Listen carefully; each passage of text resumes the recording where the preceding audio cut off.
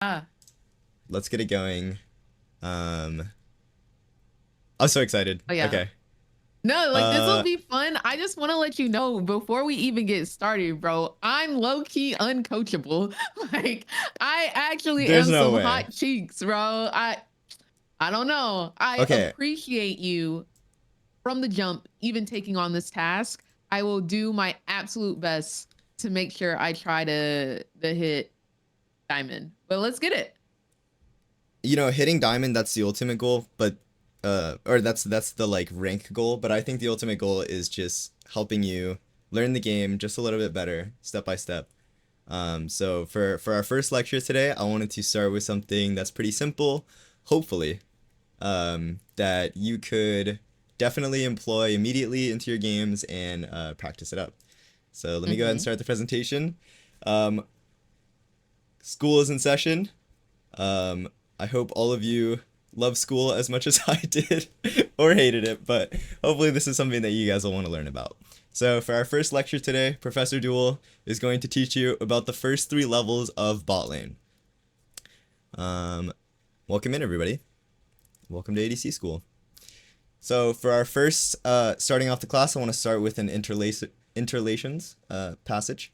If you lose the first three levels, it's 15 more till you win, or 15 minutes until you FF. This is going to be Oh kind of the dang. principle that we're going to be running on, where oftentimes you're either going to have to wait until level 18 to make your impact, or you are simply going to wait until that 15 minutes to spam the surrender button. And I call this interlations through 15 as Wow. the you know the book of The book of 15 is interrelations. yeah, the book of interlations has a lot of wise teachings there, and each lecture we're gonna bring you a new passage to live by. So I've come up with some learning objectives that I'm calling them INT, or I need to. So the first objective is that we need to learn the why of the first three levels. Why do the first three levels matter?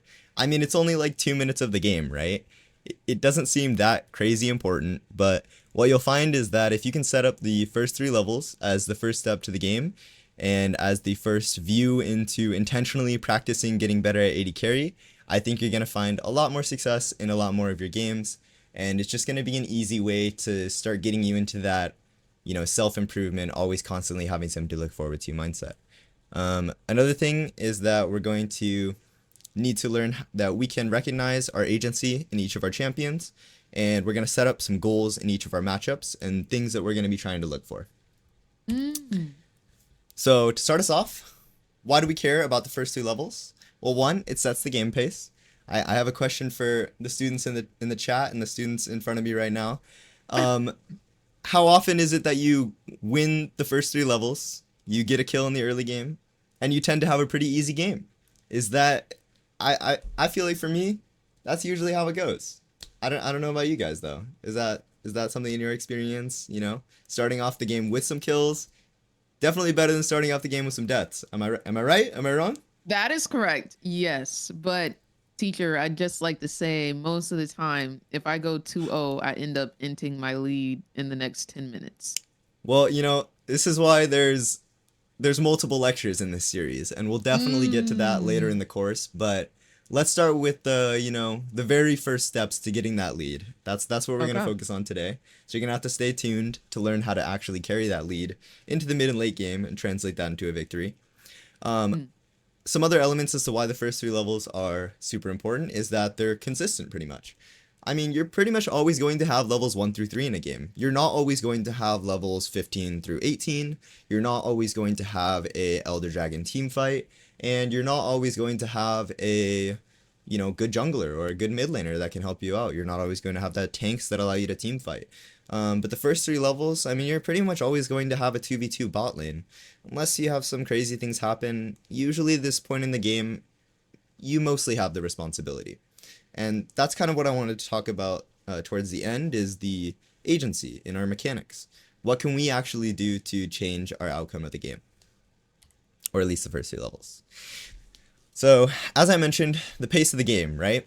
Sometimes you get off to a bad foot and you typically lose the game pretty fast. Sometimes you get off to a good foot and you at least make an impact until the enemy LeBlanc one-shots you, right?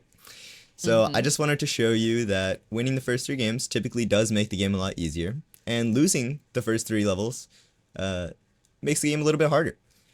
Um, in the first 3 levels in the bot lane, you pretty much have 6 spells at level 3. At level 2, you have 4 spells, and at level 1, you have 2 spells. This is very, very different than, or you have 4 spells at level 1 between the 4 champions, 8 spells at level 2 between the 4 champions, and 12 spells, right? Yeah, between the 4 champions at level 3. That's crazy. That's a crazy amount of things to think about. And I think a lot of people don't realize the amount of strength that early game AD carries have and that early game supports have. And they often neglect the, Karma RQ, the Nautilus hook, the Blitzcrank combo, that flash hook ignite. Those things will kind of get you in the bot lane. So I wanted to kind of give more recognition to those combos and kind of focus on what we can actually do to press that advantage. Because when we're playing Ezreal, when we're playing Kai'Sa, when we're playing Varus, these champions have certain things that allow them to do things in the early game. And if we're not making use of that, then we're not playing the champion correctly. And I say correctly with some quotes because I think there are some pretty objective ways to play the video game. I think a lot of people say like, oh, I can't do anything in the early game, I'm just playing an AD carry. I think you'll find after this lecture that there is a lot more that you could be doing individually, and hopefully we can start to practice those after we learn what's possible. And of course, yeah, at the last point, when you play it incorrectly, you're going to lose pretty fast.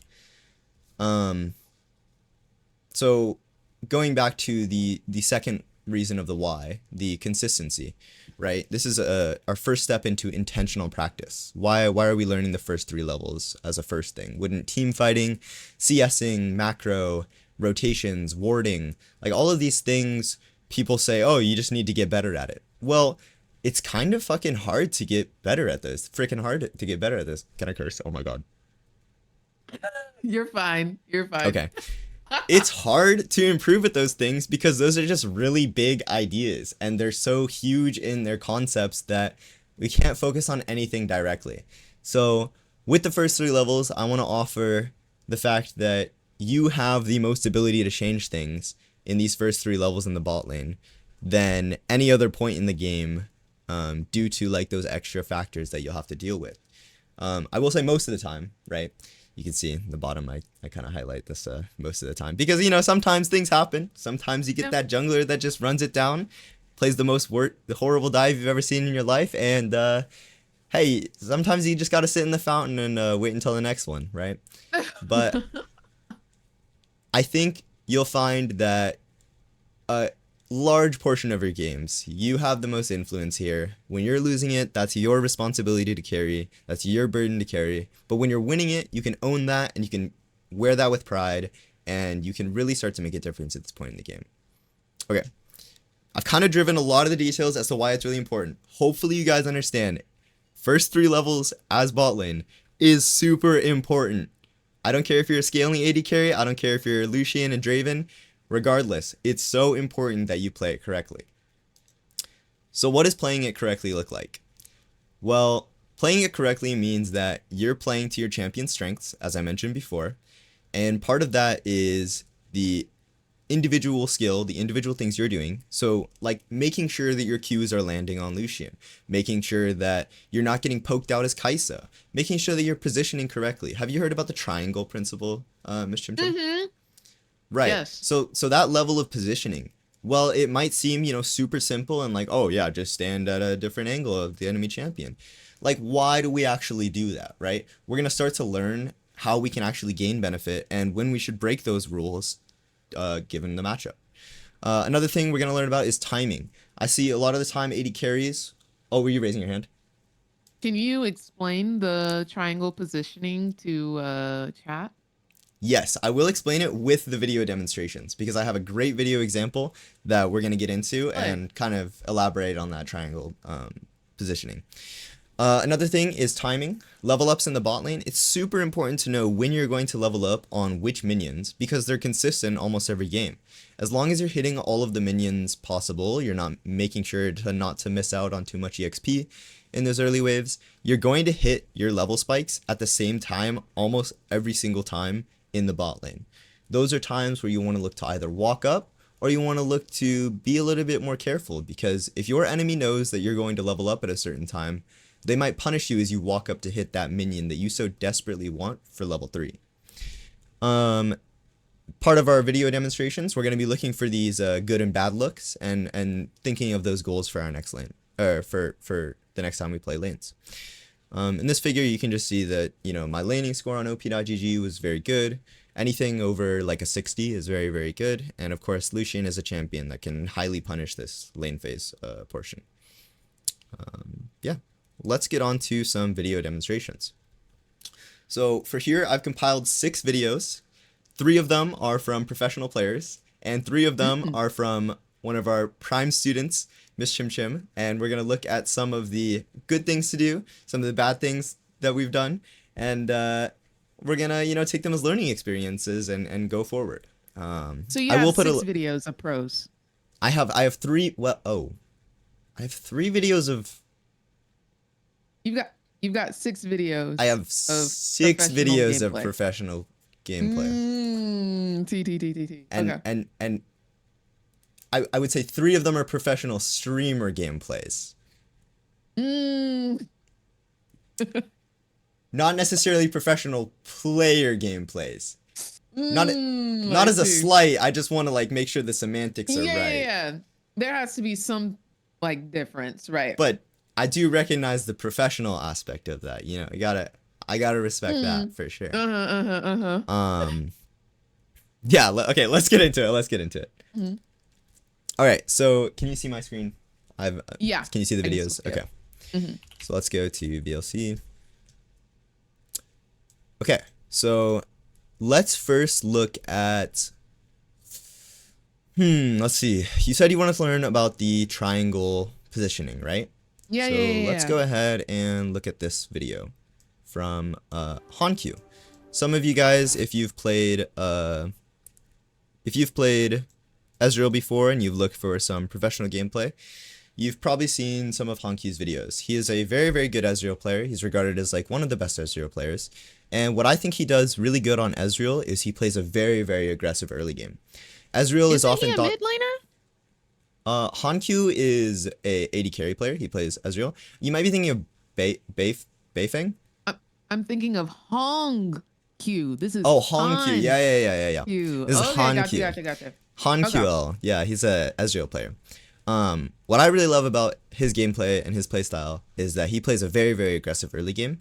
And I think there's a lot of fundamental breakdowns that we can do that are going to be highlighting some of these skills that we talked about with our major spells, positioning, and the timings of level ups that we can kind of highlight here. So let's get into what actually makes the difference in these first 3 levels. You see he started off the lane with, you know, missing his Q and walking forward. Sometimes you miss. Even the pros miss, and that's natural. What I really want to focus on, though, is how he hits this wave and how he moves his character as we're walking forward. So you see his position. He's equal in line with the minion wave, the frontline minions right here. Now, he can do this because his Q range is something that Aphelios has to respect. He knows it's off of cooldown. And the enemy support is nowhere to be found, and they have 2 ranged carries. You see there's this kind of beautiful triangle that's getting drawn right now. Can you see my cursor? Yeah. Oh, I could also use Epic Pen. Hold on. Let me see. Yeah, maybe we can try using this. I've never used this application before, but I think maybe if it looks good, we'll try to use it. So there's this triangle right here, right? And this triangle is kind of Aphelios trying to play, you know, just outside of the Ezreal's range, just outside of the Soraka's range. That way he can use his positioning to bait out a spell. Did you notice that Ezreal's Q was just short by maybe, you know, 20 pixels right there? That's insane. right? So this is Aphelios playing his position fairly well, and he's able to make that auto trade with the Soraka. And Soraka times her Q at the same exact moment at which Aphelios auto attacks. So that's a little bit of spell timing in which it's very, very high skill, very, you know, making use of the fact that characters get locked into their animation while attacking. And those are the type of mechanics that really set great players apart from good ones, is how consistently can they recognize that locking in position, that good timing of spells to make their spells easier to land. You know, it's not the fact that Hankyu is just so amazing and good that he can just land everything better than us. Well, I'm sure he does have some of those plays. He's timing his abilities to make sure that when he's firing them, they're the easiest possible abilities for him to land. That's all that this timing in early game in the first 2 levels is learning about. It's making your life easier, making your mechanics simpler to use. Okay, so let me go ahead and clear this. And let's go ahead and play. Hold on, let me see. Control-Shift-2, okay. Yeah. So as he's walking up again, he has a support, and so you'll notice that now Hankyu is playing in line with his caster minions right here. So Seraphine is standing in the wave, and she's not using the triangle principle very well. But Soraka is too far forward. This is another thing that I'm kind of going to highlight in some of your gameplay a little bit later, is that part of the purpose of the triangle principle is that you're standing in a position to where the enemy support has to walk into violation of the triangle, and you're putting yourself in a position where 2 people can hit 1 person, and if anybody decides to, you know, make that cross in between, they're going to get hit by 2 people. So there's a bit of information overload, and there's a lot to go on in these first 3 levels. So I'm gonna try to highlight really the biggest part of this video in a little bit. It comes right here. Is that always the 2 like steps that you want to play at when you're doing the triangle method, is like in line with your casters and in line with your melees? Right, so it depends on who you're playing against. You know, when you're playing against a character like Ezreal who has single target damage, you're gonna want to stand outside of your minion wave, or inside of your minion wave, depending on what you want him to do. Because if they have an AoE ability and you're standing inside your wave, if they decide to fire their spell at you, then they're going to push your wave. Yeah. If you're standing outside of your wave and they decide to throw their spell at you, then they're not getting any damage on the wave, and you either risk getting hit or you make them not have any damage on the wave, and then you can push in. So that is a little bit, you know, later into it, and, you know, when we're trying to conserve HP in the first 3 levels, yeah, you probably want to stand in a position that makes them get the least amount of damage onto your wave while also minimizing the amount of damage that you yourself takes. Got it. Let's focus on timing here, though, because I think he does this quite well, where he gains an HP advantage onto the minions here. If you'll notice from the beginning of this, sorry to rewind, but I kind of want to go over everything that's beautiful about this lane phase, and then we can go maybe into some more clarifications. So when he first started out, he autoed the first minion twice. This is something that you'll see pro players do very often, and they auto the same minion twice because when the first minions collide, typically if the wave is normal,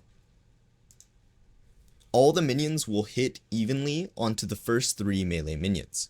And so you see the way that the health degrades in these minions is that this first minion that he auto-attacked first is now going to be within range for him to last hit it before the other minions even risk being the same HP to be last hit. This is a very big that you see as well. Right. Those first 2 autos just make it so simple to the, you know, cascade of damage that happens to the minions, then you're kind of guaranteeing your ability to hit those first 3 minions. So you see at the time at which he killed that first minion, now Aphelios wants to walk up and hit this minion, but he was too far back because the Soraka slowed him and traded with him. So now he's 1 CS up. Even though he missed that second minion, it doesn't matter because he did the right thing in terms of setting up the minion HP. He also had to take a little bit of a step back because the Seraphine was walking forward. But you see he does a pretty good job CSing the first minion wave, and that's kind of a product of those first 2 autos onto the minions. You don't want to be splitting your auto attacks on this first wave, because when you split up your auto attacks like that, all of the minions are going to start getting to low HP at the same time, and then you have to start making a decision. Okay, do I use my spell to last hit? Do I just take this minion? Do I focus on last hitting the cannon, or do I try to greed that one auto onto the caster minion and then hit the cannon minion? You know, you start having to make decisions that you would never have to make if you were to just CS in a controlled way in the beginning. That's another really big thing about, you know, the health advantage and the timing of things. Somewhere along the way in this clip, there is a misstep by the Soraka that makes her take a ton of damage that I really want to focus on, because she violated the triangle principle, and you can see kind of that Hankyu gets a little, like, not mad, but like you can see he's kind of annoyed with the way his character moves. Let's see. Yes, it was right here. So with the triangle principle, right, the Seraphine is clinging very hard to the Aphelios, which is typically a bad thing. You don't want to be stacked on top of your enemy, of your ally support, because when you stack on top of the allied support, you're opening yourself up to AoE abilities, like an Alistar headbutt combo, right? And in this case, Soraka sees them grouped up together, and they're walking up, so she wants to look for a Q. They both split away from the Ezreal Q, and as Soraka moves forward. And now look at Soraka's position. They're in perfect triangle position. Not exactly perfect, but they dodged out on the Ezreal Q, and Soraka Q only hit 1 target. So not exactly the best trade from his side. But what Soraka does here is an extreme violation that I think sometimes AD carries can often find themselves in, or at least seeing their supports do, that when you see this, you should recognize it as a bad thing. So this is a type of pattern and positioning that I really want you to look at. See if you can kind of identify what went wrong here as the clip plays out in full.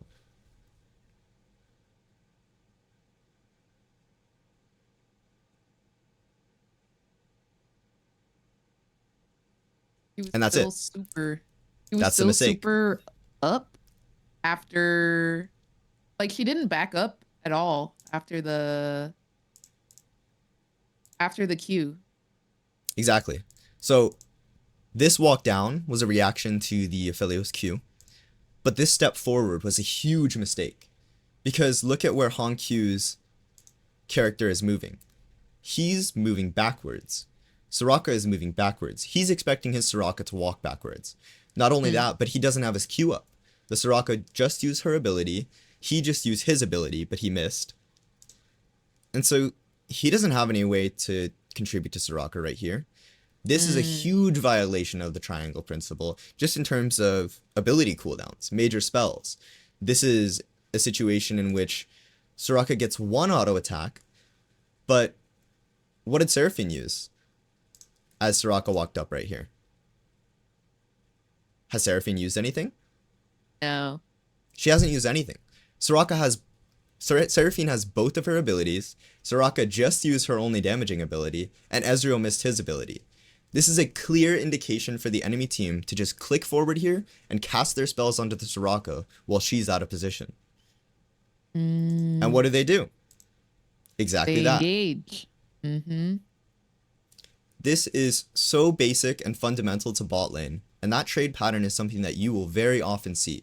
People stepping forward after they miss their ability, or stepping forward out of step with their allied support, and it leads to bad trades like that, where Soraka now has to blow a couple of potions, hopefully recoup her HP with Qs, but if she isn't able to do that, then the enemy team has just netted an advantage right there.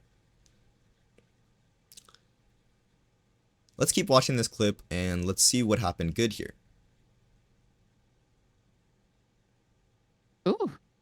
So he got a kill out of that. Disgusting. Like, what the heck? How did that happen? No, literally. Well, let's run it back a little bit. The wave is even. They just got this really good trade onto Soraka, and they feel confident to walk up. So, how come it went so bad for them? The minion wave seems about even right now. The spells seem even. You know, Soraka missed his Q. Azrael landed one spell. You know, Aphelios missed his spell. Everything seems really normal up until this point where there's this huge explosion of things happening. Well, this is all about timing, and Honkyu knows this very well. Is it level 3? Yep, that level 3 spike is you have, I think on average a level up is about like 700 gold worth of stats, along with another ability, right? So Honkyu recognizes this. He has the minion advantage, where he's only one minion up here, but this allows him to just click forward like a madman. Because he hits the level up, he lands the spell, and he knows there is like no way for him to lose this. Because Aphelios doesn't gain another spell at level 3. So even if Aphelios were to just sit here and auto attack this minion to hit the level 3, there's still just no advantage for the Aphelios. Soraka casts the silence probably at the exact moment at which Seraphine wanted to use her spells, but he can just click forward here because there's, once again, no risk. I mean, he's a level up. Soraka is healing him. And it's just a complete win for him. So not only was there mistakes from one end in our Soraka, there was good things happening from our end with our timing. So you see how kind of there's so many elements that happen in just these first 3 minutes that when you break them down, they're really simple in terms of mistakes and advantages that really good AD carry players play around. It's so simple and formulaic that, you know, as we look into our own clips, we're going to see like, oh, what am I doing? I'm just not doing anything right here. So with that, I want to bring up our next clip. Is we're kind of going to look at what we did in our own game at our level 1. So I'm going to go ahead and open this up. You know, nothing. No. We shouldn't be terrified. We shouldn't be terrified. Oh, this was yesterday. Like this was yesterday. I went ahead and hopped into your stream and found a couple of clips. And you know, gosh. I know as streamers, those first 3 levels, they're kind of scary because we're looking at our chat, right? It's a lull state of the game. It seems really slow and it seems like, oh, I can just talk to my chat. I can chill out. But this is where I fuck up the most personally. You know, when I'm looking over a chat, I'm carrying over the conversation I had from, you know, champion select, from loading screen. You know, I'm still chopping it up, figuring out what my viewers are doing. No, what's happening here is that we're losing lane in the first 3 minutes and we don't even realize it. Oh no. So we have a Nautilus. Look at and that we're playing Nautilus triangle Kai'Sa. right now. We're standing right on top of each other. I mean, there's nobody even here and we're just randomly hitting these minions. Jinx finally shows in lane. Nautilus lands a hook. But do you see how very different these first 3 levels look between the two? There seems to be no order. We missed a minion even though we were laning 2v0. Personally, what? Personally, I think Nautilus is inting. So let's break that down. I think Nautilus is inting. Nautilus landed a hook. Like, yeah, but isn't that what we pray for? We pray for times like this. Braum passive. I am Kai'Sa pre-6, no Q upgrade. Pre-6? All I have is Q. We need level 6 to do anything? No, okay. I'm playing with you. You're right. Nautilus did make a mistake. But Nautilus made a mistake because we didn't know what was a good thing. Like, so you think I should have communicated, like, let's not go in level 1? I think that you were clicking on minions without thinking about clicking on minions. Would that be true that you maybe didn't put any thought into the fact that you were right-clicking on minions right here? Maybe. Maybe. Yeah, and it happens. It happens. I love autopiloting. I love just doing what I know how to do. right? But sometimes we have to unlearn these habits that we have. So you did something pretty good here. Question. Yeah. In this situation, like if I am just trying to last hit here, Yeah. and my support will not stop autoing or using abilities on the wave, what is the best course of action? Just push it? That depends on what you want to do. So pushing the wave means that we're crashing ideally the enemy wave in or allied wave into the enemy tower, and now our position, we control more of the lane, and you know, hopefully they miss a couple minions under tower in terms of the actual last hits, but they do get to play pretty safe. And so what I would kind of offer as a new frame is like, well, what are my strengths as Nautilus Kaisa? What are their strengths as Braum Jinx? And how can I most make the use of what I have here? Of what our combination has.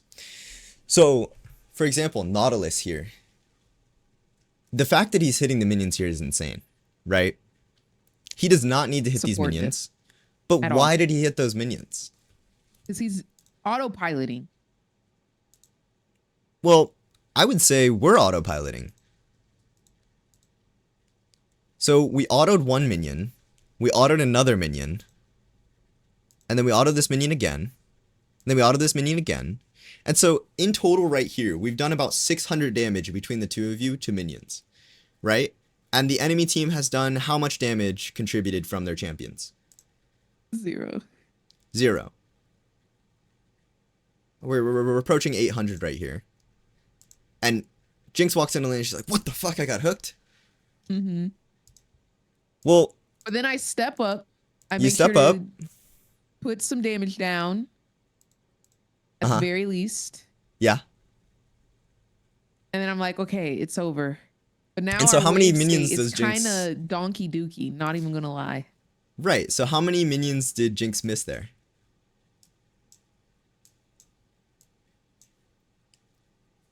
Like, how many minions did she actually miss? 9. Yeah, she seemed to not miss anything here. So, what advantage did we actually gain here outside of our Nautilus losing half of his health bar? I don't think we gained an advantage. There was no advantage, despite them not even being in lane for the first 20 seconds of the lane. What I think is very different between this first 3 levels and the other first 3 levels that we watched from Hankyu was that he had intention behind his ability casts, and he was moving forward in tandem with his support on timings that actually negatively affected the Aphelios. So, for example, that minion auto attack that, Aphelios, he wanted to position to be in range for the EXP. Well, he's only walking and skirting into range of the EXP because his minions that he wants to last hit are at risk of dying to his own minion wave. By autoing the wave so heavily right here, you're actually giving Jinx a free pass to just S-key at her tower. Because she's like, oh, they're going to push the wave into me? I don't even have to play. I don't have to worry about getting hit by this Nautilus hook, because if he does, the enemy AD carry is out of step. We clicked sideways as the Nautilus was walking through the minions. And I just got hooked, but my support is there, and we can hit this Nautilus 2v1 without any fear of retaliation from Kaisa. I mean, you weren't even in range for the Jinx. Maybe you could have autoed her once. That is true, and you can tell by my face, I'm disgusted by the play. I just want to say. I was like, whoa, what's happening? But definitely. And this is not how we want to play the first 3 levels at all. We want control over the first 3 levels. So what I think we want to change here is recognize we're playing Nautilus Kaisa. Our level 2 spike is what we want. Yes. Jinx isn't showing in lane, so that means that I can get a little bit of damage onto the minion wave, so I can have a minion HP advantage, so I can hit level 2 first.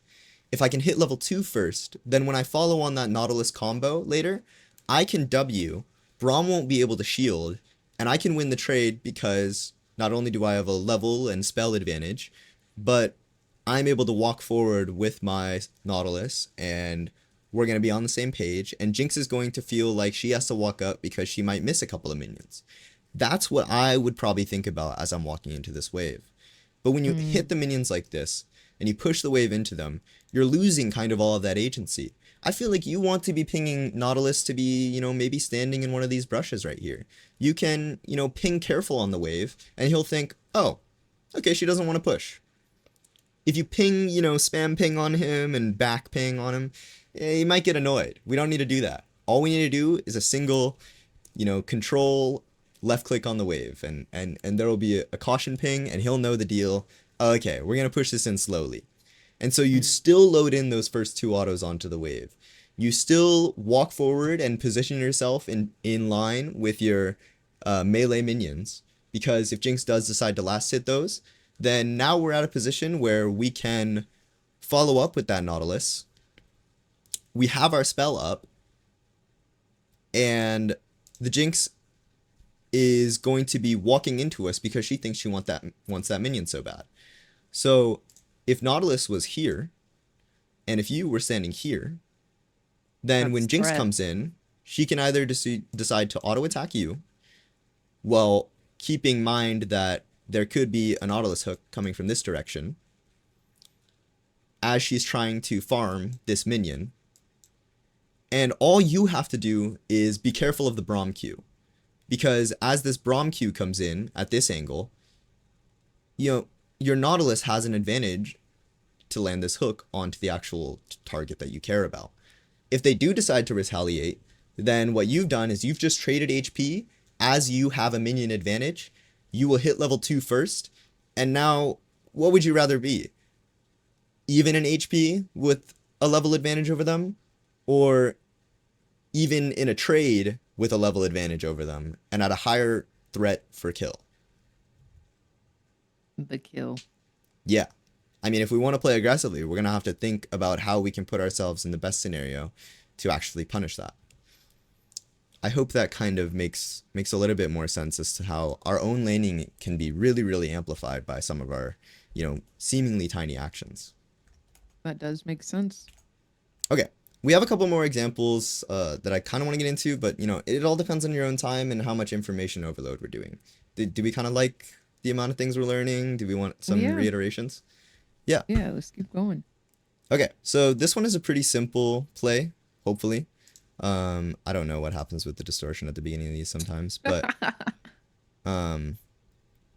we have another very kind of similar example. You know, unfortunately, this clip starts with already an HP advantage. So we don't get to see quite the extent of what we did on wave 1. But at wave 2, the minion wave is even, and we have a, you know, 200 HP advantage over this guy. I think that's a pretty good indication that we want to be looking for an all-in, or at least some level of, you know, forcing when we hit that level 2 advantage. But in order to force that level 2 advantage, we have to get that level 2 advantage. So you'll see what Jinx does right here. Let's see if you can kind of watch this and see really the specialness in what she does right here.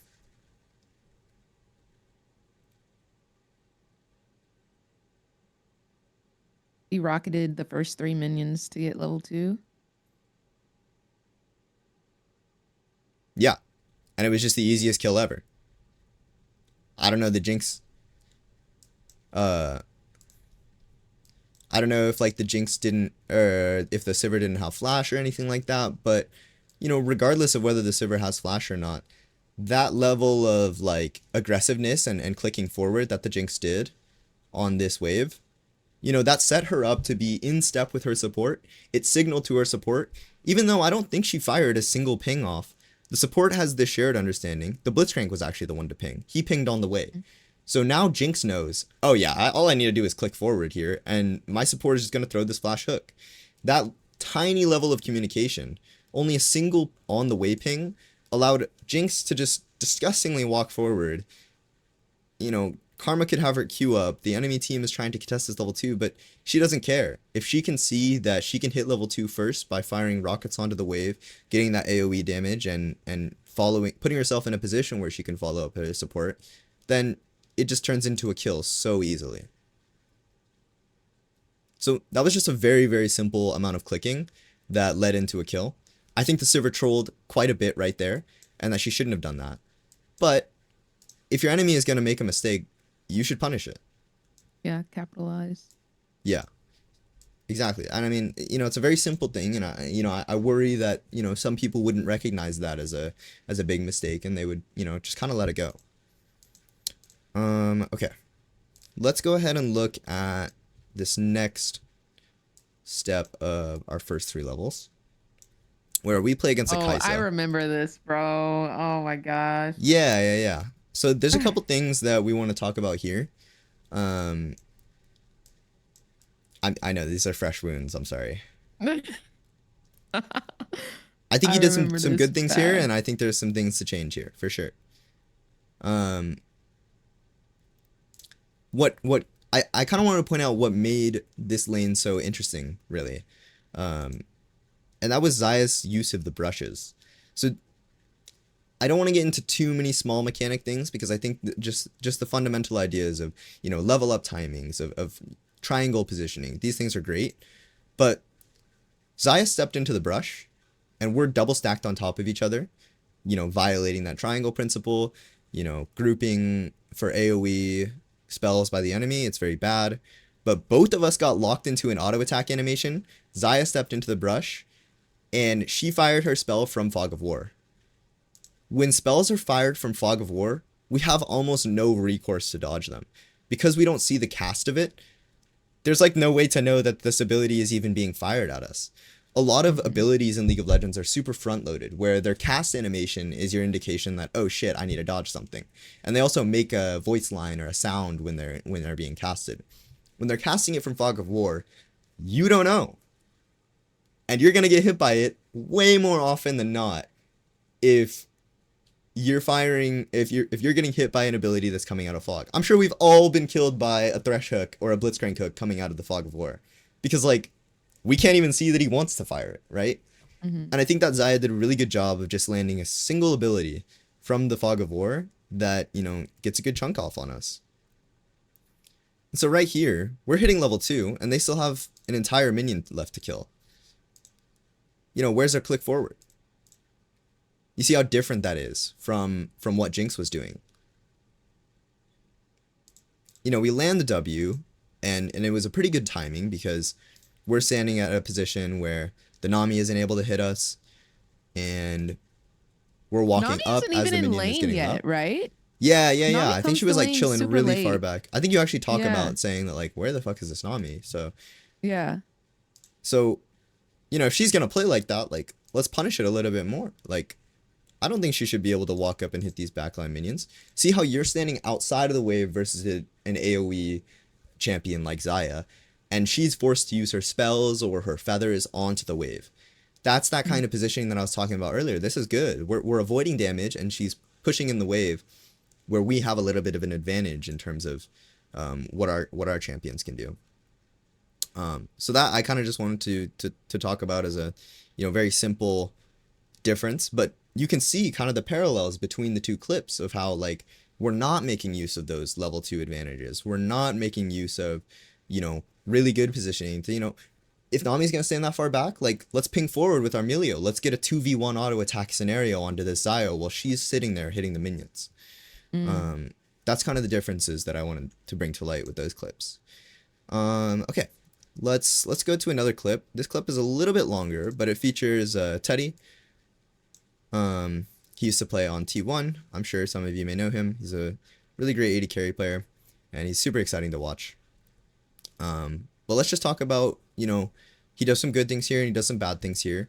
And it's a good illustration as to spell timings, especially. This is a really big thing on, how to stay calm when it comes to a 2v2 and what loses and wins a 2v2. I was trying to write notes, and hold on, I've got to pop up. Okay, I'm good.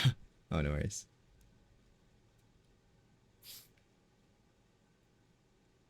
So right here, he got a pretty good crash into the wave, where he could take a recall and get a longsword. But he decides to stay in the lane, and I think this is pretty stupid, because you're going to see he makes the classic play right here from an AD carry. He got outspaced. He's playing Kai'Sa. He has 525 range. Varus has 575 range. A lot of people don't know that he has a lot of attack range. And this is kind of what makes him so annoying to play versus in lane. He got outspaced. They're on low ping. They're on Korea. You know, maybe this might not always happen on NA. But the fact of the matter is that he took a bad trade. He's got Varus was able... ping. Oh my gosh. Yeah, it's a very different game over there. But, you know, the principles are still what matters here. So he walked up. He tried to auto-attack Q. It didn't quite work out his way, and he got chunked out for it. Right? He sees these minions getting low. I love doing this on Kai'Sa. I love trying to auto-attack and get a Q off. But he got auto-attack, he got Q'd, and now his cannon minion that he wants to last hit is getting low. But look at our own minions. Varus doesn't have a single minion to care about right now. All he's doing is protecting this cannon minion. And look at Teddy's smile. He's like, I really want this. I really want this. Dude, this Varus is just fucking him up. He doesn't care at all about anything. And this Varus is just going to kill him in front of his face. He doesn't care about the Nico support. Like, the Nico support can't do anything. She's level 2. Teddy's level 2. He tried to W the cannon minion. All he's doing is focusing on last hitting this. And now he's at a point where I need to flash this Varus Q or else I'm dead. He doesn't flash it. Gets hit by it. Varus's E gets reset. He flashes the Varus E, but it doesn't matter. The Nico Q misses. Varus is able to get his damage. He's stacked up lethal tempo stacks on him. There's nothing Teddy can do at this point. Pure greed just led to a death, and everybody makes mistakes. Interrelations 2610. I do have a question though. Yeah. Would it have been better, even though he didn't flash the Q, to flash out? Because he still flashed to participate in this fight. Right. Yeah, I mean, it would have been better to flash the Q, but I mean, listen, I'm only 22, and like, my reaction times are horrible. Flashing a Varus Q is not really something that you can do on reaction when you're that close to them, I would say. You can't really rely on like that. after the Q. After the Q, he could have flashed out, but he flashed like sideways to still fight. Well, I think he thought that his Nico was going to do quite a lot more there, but unfortunately, Varus had a potion ticking, and Bard hits him with a double heal, so he gained 60 HP there. And you see the amount of HP that Varus got down to if you look at the top left-hand corner. It never even went below 100. 76 is the lowest. 72 was the lowest. 40 was the lowest. So those two Bard Ws actually did matter. And Teddy should recognize that as his support is coming back into lane, the enemy support is going to be coming back into lane too. That's another, you know, kind of principle you need to be thinking about. Watch your own team's movement to predict what the enemy team's movement is going to be. But yeah, I mean, I think this was stupid greed. He's a level down. You know, had he gotten this cannon minion a little bit sooner, he doesn't even hit level 3. There's just no point in doing this. He's just trolling. And he doesn't have a defensive summoner spell either. You know, he has cleanse. Cleanse doesn't mean anything in an early 2v2. Let's look at what goes good though, because something changed here, and I think it's important that we point it out. Var So he won super that. far forward. Yeah, Nico like- lands her abilities. Exactly. That's basically all it is at its core. Varus was way too far forward, and the other thing you have to think about is minions. But yeah, he violated the triangle principle. Look at what happens as he walks forward here. He lands the Q, which is usually, oh, I won the trade. I can just walk forward. If I'm landing my spells, I should be able to win this. But as Nico walks up here and gets stunned, all the damage Bard has done is onto the Nico. Nico is half HP, but Bard doesn't have anything for this Varus at this point. Teddy lands the W, which is extremely important for a Kai'Sa 2v2. Usually, whether you land W or not depends entirely and changes the outcome of the 2v2. You need to land W on Kai'Sa, and he did land it. That's what matters here. Nico still has her Electrocute up, I think, or Comet. Yeah, I don't know. I think it was Comet. But Bard isn't able to get a single auto attack onto this Kai'Sa, where Nico lands every single spell on him. And we got the summoner heal out. Pretty much everything changed there just because Nico actually had the damage to follow up this time. Not only that, but the Varus Q was down. He already used it. his only threat of damage right now at this point is auto attacks and the hail of arrows, the E, right? So Mm-hmm. Teddy kind of recognized that and got a little lucky that the Varus decided to walk into the wave. And that's what allows them to win. So, like, you know, staying calm and looking at the actual factors that are happening in front of our eyes, super, super important in early game 2v2s. And that kind of level advantages, the positioning advantages, the cooldowns, all of those things are, I think, are the biggest elements into winning 2v2s. And, That's you know, valid. I'm delivering this as kind of a framework rather than a specific, like, here's exactly what you do, because I want you to be able to take this and then think about it for yourself and go into your own games and be like, what do I need to change? Yeah. And what can I actually recognize as a good thing and a bad thing? So to finish it off, I wanted to, you know, show your own 2v2 and what made this good, what made this, you know, bad. Because I think that there was a lot of good things that happened here and a lot of bad things too. Not that many bad things. I think this is just an AD carry thing that we all do. You know, we end up getting killed by Nami in the end. She stole the kill, but regardless, like, Viego gets value out of his movement. What I think was really good here was that as the Xayah walked up, you know, how many spells have been cast onto the Melio and how many spells have been cast onto you, right?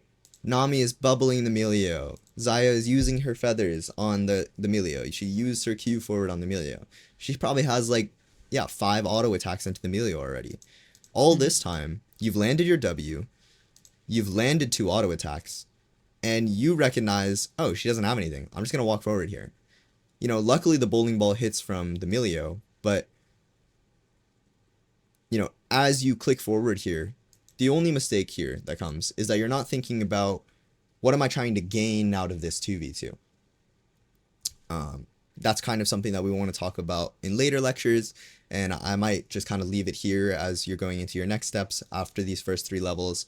But off of this first 3 levels, you're trying to win them and you're trying to translate them into some form of the lead that starts giving you more control around what happens in the bot lane. So, you know, getting killed by this Viego here is a product of, I don't know why I'm hitting this Nami. I'm never gonna kill her. She will never die right here. Worst case scenario, we blow flash to kill her under her own turret. I think she's pretty happy with that, right?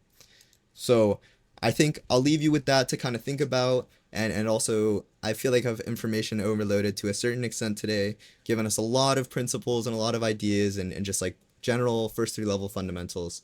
And I'll kind of leave it at that. But, you know, big takeaways here. We're thinking about triangle positioning. We're not, you know, stepping in between and getting hit by 2 people, going too far forward, or we're watching our support when they're making bad movements. On level ups, we're going to want to be, you know, looking for those timings and seeing like, oh, if I have a minion advantage here, I can walk forward. I'm going to be a higher level than them, and maybe I can get some good damage off on them, a good trade. And then, you know, major spells like, oh, did they just use Thresh Hook? Well, now I can kind of walk forward because I have a lot more freedom right here.